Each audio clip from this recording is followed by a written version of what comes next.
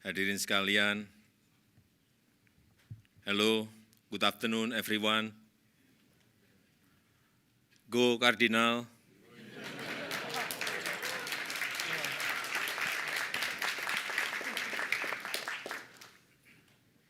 Jadi sebelum ke sini, saya tadi bertanya-tanya terlebih dahulu di Stanford ini jargonnya apa? Dijawab, go Cardinal, Pak. Oke. Lalu saya tanya lagi, what are Stanford identical colors? Dijawab, red shirt. That's why I decided to wear a red tie today. Red.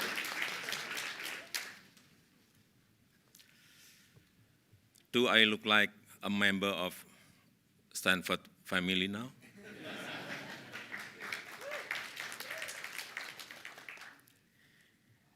Then you must be curious. Is that important? Yes, of course, because I want to be connected to all of you who are smart, young, diligent generation. Applause for Stanford University.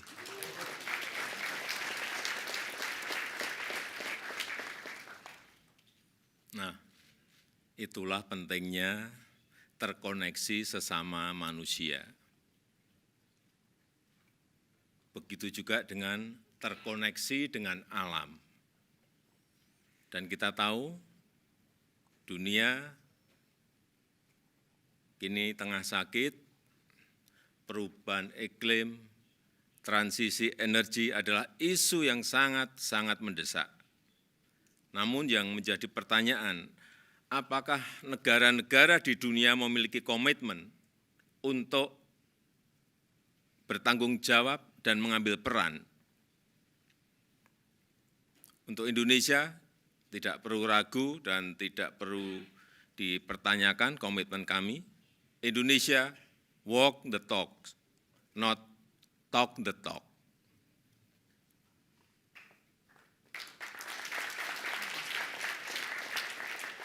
Indonesia telah menurunkan emisi 91,5 juta ton, dan di tahun 2022, supaya Bapak Ibu tahu, laju deforestasi bisa ditekan sampai 104.000 hektar.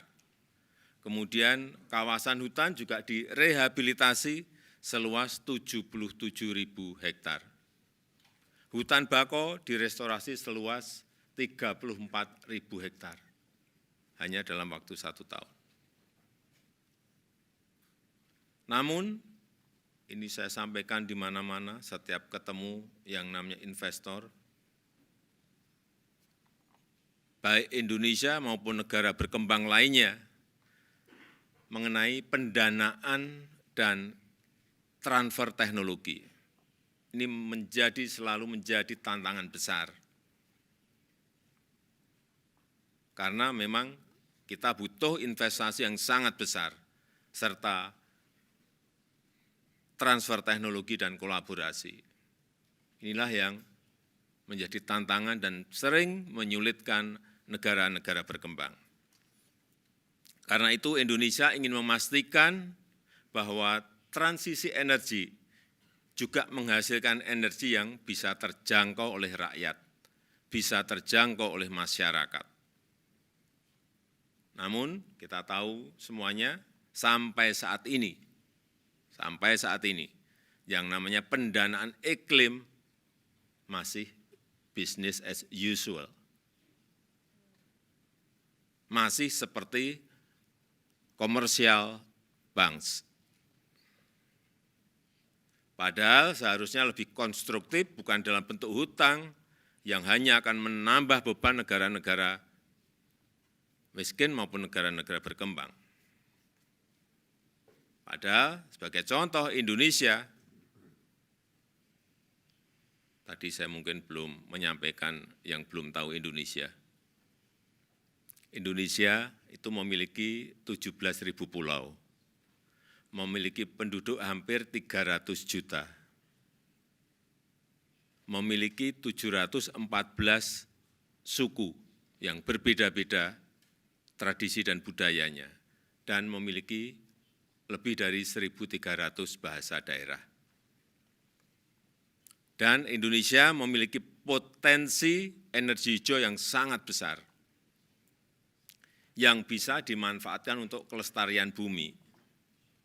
Potensinya mencapai 3.600 gigawatt dari energi matahari, air dari sungai karena kita memiliki 4.400 sungai, kemudian angin, kemudian geotermal, ombak, dan energi bio. Minggu lalu sebelum terbang ke Amerika Serikat, saya terbang ke provinsi di Indonesia yang namanya Jawa Barat. Ini salah satu provinsi yang terpadat di Indonesia, yang memiliki penduduk kurang lebih 48 juta jiwa. Untuk meresmikan pembangkit listrik tenaga surya terapung di waduk yang namanya Cirata. Ini terbesar di Asia Tenggara.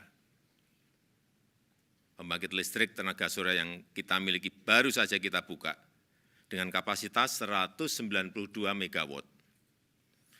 Dan tidak berhenti di situ saja, kita juga akan membangun seperti ini di kota-kota yang lain, termasuk di ibu kota baru Nusantara. Tadi sudah disampaikan oleh Bapak Dekan, Dr. Arun Majumdar, disinggung sedikit mengenai Nusantara. Ya, Nusantara ini adalah ibu kota kami yang baru.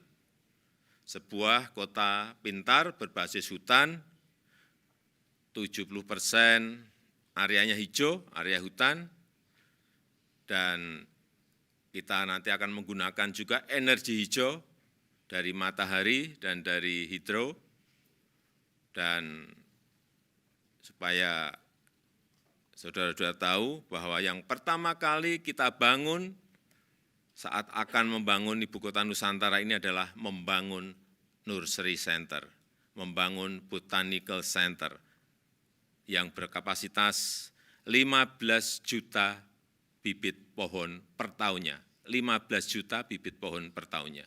Yang itu nanti akan kita tanam setiap tahunnya di ibu kota Nusantara dan di Pulau Kalimantan.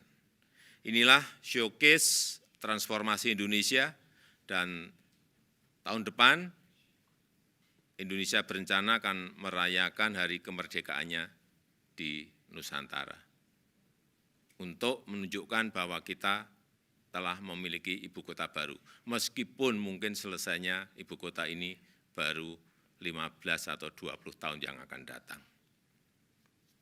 Saya kira mungkin akan menjadi sebuah ide yang baik, ide yang seru jika mahasiswa Stanford University melakukan studi tour ke Nusantara untuk melihat lebih dekat proses dan progresnya. Nanti mungkin di sana bisa melakukan riset secara kilat dan belajar tentang sisi keberlanjutan dalam membangun sebuah green city. Saya ini lulusan kehutanan, jadi jika nanti dibutuhkan saya bisa menjadi guide-nya.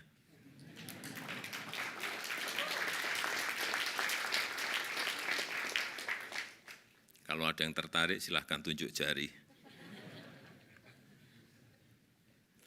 Karena saya memang sudah mendengar bahwa Stanford University akan membangun kemitraan dengan otoritas Ibu Kota Nusantara di bidang pengembangan penelitian dan inovasi yang berkelanjutan. Dan dalam menghadapi dampak perubahan iklim yang semakin mengancam saat ini, kolaborasi ini sangat penting. Kolaborasi sangat penting dan langkah strategis konkret sangat dibutuhkan. Tanpa itu tidak mungkin bagi kita untuk menjamin keberlanjutan, dan satu-satunya bumi yang kita cintai ini. We can no longer take an easier walk. We can no longer take a slowly walk. We must run fast. We must fear the tree. Thank you.